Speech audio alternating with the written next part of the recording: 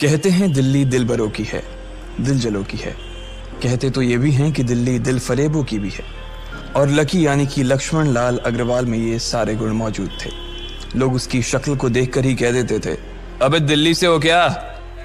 Lucky वैसे दिखने में स्मार्ट और अट्रैक्टिव था, पर जेब से खस्ता हालत होने की वजह से रहता बेहद सिंपल तरीके से था। शर्ट का रंग उड़ा हुआ और पैंट से पैबंद जुड़ा हुआ।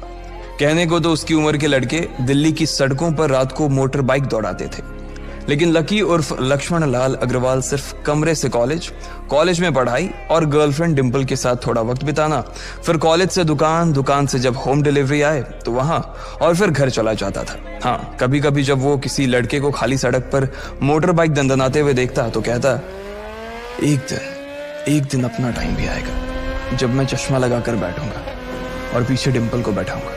देखना, जब वो मेरी कमर में अपना हाथ कसेगी और मैं तेजी से मोटरसाइकिल को इंडिया गेट के आसपास दौड़ाऊंगा तो सारे दिल्ली का दिल हम दोनों को देखकर जलेगा। दुकान में रखा हुआ बर्नॉल भी काम नहीं आएगा। लकी ने कहा और अपने हाथ में बर्नॉल की क्रीम को दबा दिया। जैसे ही उसने क्रीम को दबाया, उसका क्रीम बाहर आ गई। अबे गधे, क्या कर रहा है? वो कोई स्पंज की गेंद है क्या जो उसे दबा रहा है? दुकान के मालिक ने उससे फटकारते हुए कहा और उसके सर पर एक चपत लगा दी। Sorry sir. लकी ने अपना सिर बचाते हुए कहा। वो करोल बाग में स्थित एक छोटी सी मेडिकल स्टोर पर काम करता था। उसकी दुकान का नाम था चमन मेडिकल स्टोर और उसके ओनर का नाम था चमन लाल। लकी पिछले 5 साल से इन्हीं की दुकान पर काम कर रहा था। यहाँ इस छोटी सी शॉप पर काम करना उसकी मजबूरी थी। लाइफ में कंगाली की वजह से उसे कॉलेज में पढ़ाई पूरी करने के लिए पार्ट टाइम जॉब करना था। उसने कई अच्छी जगह अच्छी तनख्वाह की नौकरी ढूंढी पर नहीं मिली और वो इस मेडिकल स्टोर पर ही अटक गया।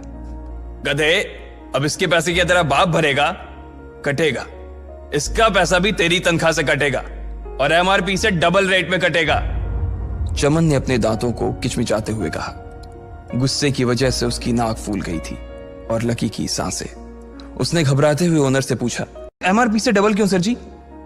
ताकि अगली बार से ऐसी कोई हरकत करने से पहले तू डबल बार सोचे, चमन ने कहा और उसके हाथ से ट्यूब छीन ली। उसका जी तो चाह रहा था कि वो लकी की खोपड़ी पर एक और बार अपना हाथ साफ कर ले, लेकिन उससे पहले ही दुकान का फोन बजने लगा। फोन की घंटी बजते ही लकी को वहां से निकलने का मौका मिल गया और वो भागते हुए फोन उठाने के लिए चला गया। हेलो जी, करोल बाग के बेस्ट मेडिकल चमन मेडिकल स्टोर से बोल रहा हूं, बताइए क्या काम था? ये लकी की पेटेंट लाइन थी। चाहे कहीं से भी फोन आए, लेकिन उसे फोन पर बस यही बोलना था। जैसे ही इधर लकी ने अपनी बात कही, उधर से जवाब आया, मैं ब्रूविंग नाइट होटल के कमरा नंबर 303 से बात कर रहा हूँ। एक छोटा सा ऑर्डर है, नोट करो और जल्दी से होटल पर डिलीवर करवा दो। वो एक लड़के की आवाज थी। उसकी आवाज में काफी भारीपन और एक अजीब सी जल्दबाजी थी। जैसे ही लकी ने वो आवाज सुनी, पता नहीं क्यों उसे वो आवाज जानी पहचानी सी लगी। जी सर, बताइए आपका क्या ऑर्डर है? हाँ तो लिखो, हार्ट प्ले के 2 पैकेट और 1 पैकेट टिश्यू। लकी, जो कि अपना पेन लेकर खड़ा था, हार्ट प्ले का नाम सुनते ही झिझक गया। असल में हार्ट प्ले नाम का एक कंडोम आता था और इसलिए उसका नाम सुनते ही लकी शर्मा गया था। इतने साल से भी मेडिकल की स्टोर पर काम करने के बाद उसे इन चीजों का नाम सुनने में शर्म आती थी। हेलो भाई, लिखा कि नहीं लिखा? उस आदमी ने फिर से लकी से पूछा। जी सर, लिख लिया सर, लिख लिया।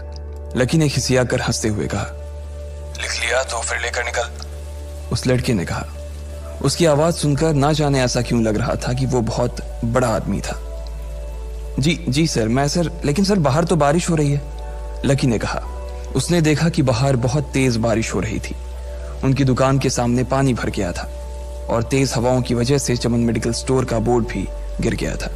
लकी को लग रहा था कि वो इतनी तेज बारिश में अभी एकदम से तो नहीं निकल पाएगा, तो उसने उस लड़के को समझाते हुए कहा, सर मैं ऑर्डर तो ले आऊंगा पर थोड़ा टाइम लग जाएगा, बारिश थोड़ी थम जाए आप। इससे पहले कि वो कुछ आगे बोल पाता, फोन पर लड़का बोल पड़ा। तुम्हारे मालिक को पता है कि तुम मल्होत्रा जी के लड़के को मना कर रहे हो? हाँ पता है, बारिश हो रही है, इसलिए सारा सामान अच्छे से थैली में पैक करके लाना और लेट नहीं होना चाहिए, समझे?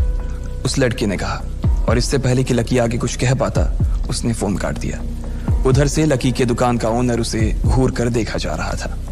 लकी के हाथ में पेन और पेपर देखकर ही वो समझ गया था कि उसके पास कोई ऑर्डर आया था। आज वैसे भी इतनी बरसात होने की वजह से सुबह से इक्का दुक्का ग्राहक ही दुकान पर आए थे। ऐसे में उसकी दुकान का मालिक एक भी ऑर्डर को छोड़ना नहीं चाहता था।